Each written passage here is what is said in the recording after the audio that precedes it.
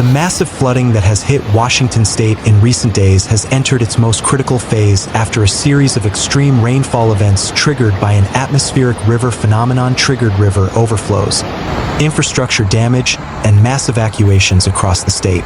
Local media outlets reported that the state government is calling the situation one of the most serious flood crises in Washington's history, with tens of thousands of residents affected and thousands more still on high alert. Although the intensity of the rain has begun to decrease, meteorologists from regional weather centers warn that the flooding impacts will continue for several days as major rivers remain at or near record levels. The atmospheric river phenomenon that battered the Pacific Northwest brought extraordinary rainfall for 2 consecutive days, and forecasts from local meteorological services indicate an additional 4 to 8 inches of rain in mountainous areas, potentially worsening already severe flooding conditions. Washington Governor Bob Ferguson has issued a statewide emergency declaration and requested that the federal government expedite emergency assistance. He emphasized that the situation is extremely serious and requires a swift response from all relevant agencies, and urged residents to comply with any evacuation orders as conditions could change rapidly and endanger lives. One of the hardest hit areas was Skagit County, particularly the cities of Burlington and Mount Vernon. Local Skagit County media reported that the city of Burlington issued a total evacuation order after water from Gages Slough overflowed and rushed into residential areas. Police, firefighters, and National Guard personnel conducted door-to-door evacuations early in the morning to ensure residents could evacuate their homes before the waters rose further. In Mount Vernon, the Skagit River reached nearly 38 feet, approaching a record high. Although the city's floodwalls held back the pressure, surrounding areas experienced rapid flooding, inundating roads, homes, and public facilities. In Snohomish County, reports from regional news stations indicated that the Snohomish River surpassed its 35-year-old record, causing widespread flooding in rural and urban areas. The continued rise in water levels also affected popular tourist areas like Snoqualmie Falls, which were now surrounded by much higher than usual water levels. Officials warned that even as the rains subsided, major rivers would continue to rise due to runoff from the mountains. In the Puget Sound region, flooding has caused major road closures, including several state roads vital for public mobility and logistics distribution. Local media reported that several communities received immediate evacuation orders as water levels rose faster than expected, threatening residents' safety. Several bridges had to be temporarily closed due to concerns about structural stability due to strong currents and debris carried by the floodwaters. There have been no reports of casualties so far, but authorities stressed that conditions remain dangerous and could change at any time. Rescue teams have conducted dozens of evacuation operations using boats, specialized vehicles, and helicopters in several isolated areas. Many families have been forced to leave their homes with only essential belongings, while evacuation centers are filling up with residents seeking safety and warmth amid the winter cold. The economic impact of the flooding is expected to be significant. Farmland in the Skagit Valley, one of Washington's most productive agricultural regions, is underwater, threatening winter crops and agricultural infrastructure. Many ranchers reported difficulty moving livestock to higher ground, while some crop storage facilities suffered damage from the sudden influx of water. Experts estimate that economic losses could reach tens of millions of dollars, especially if additional rainfall worsens the situation. In the energy and utilities sector, several areas experienced power outages due to flooding that damaged electrical substations and distribution networks.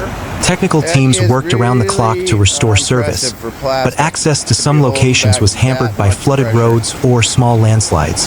The state government deployed additional resources to expedite repairs, but warned that full restoration could take days. Emergency services continued to update the public through local radio broadcasts, community media, and press conferences.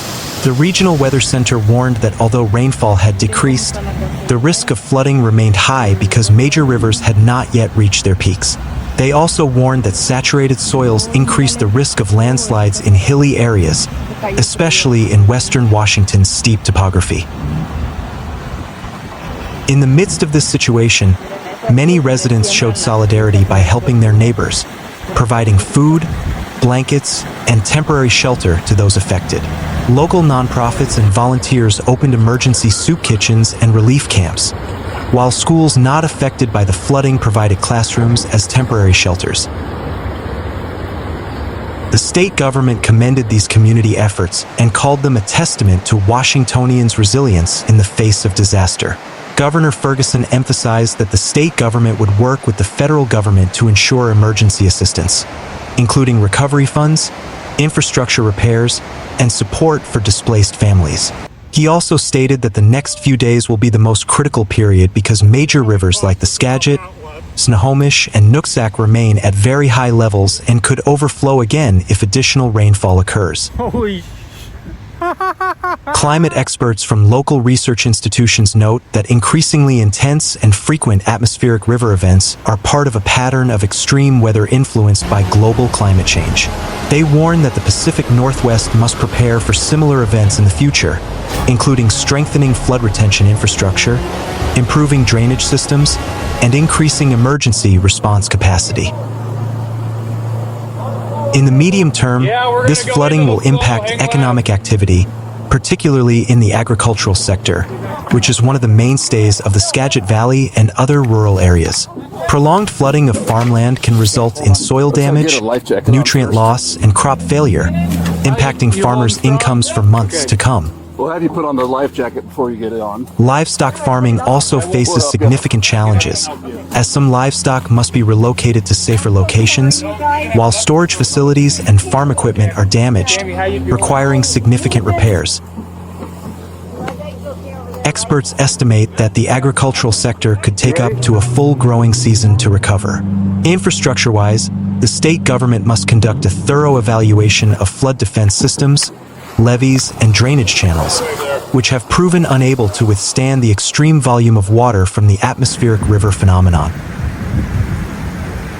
Socially, many displaced families are forced to temporarily stay in evacuation centers or with relatives until their homes are declared safe for occupancy. Cleaning up flooded homes, replacing damaged items, and restoring daily life will be a significant challenge for residents, especially those without flood insurance. The psychological impact cannot be ignored, as this disaster has caused emotional distress, loss, and uncertainty for many affected families. The flood situation in Washington is still evolving, and local authorities are closely monitoring river, weather, and infrastructure conditions. While significant challenges remain, the combined efforts of government, emergency agencies, and local communities offer hope that the state can emerge safely from this crisis and recover quickly. In the coming days, flooded areas are still likely to see rising water levels because major rivers have not fully receded and runoff from the mountains continues to flow into lowlands.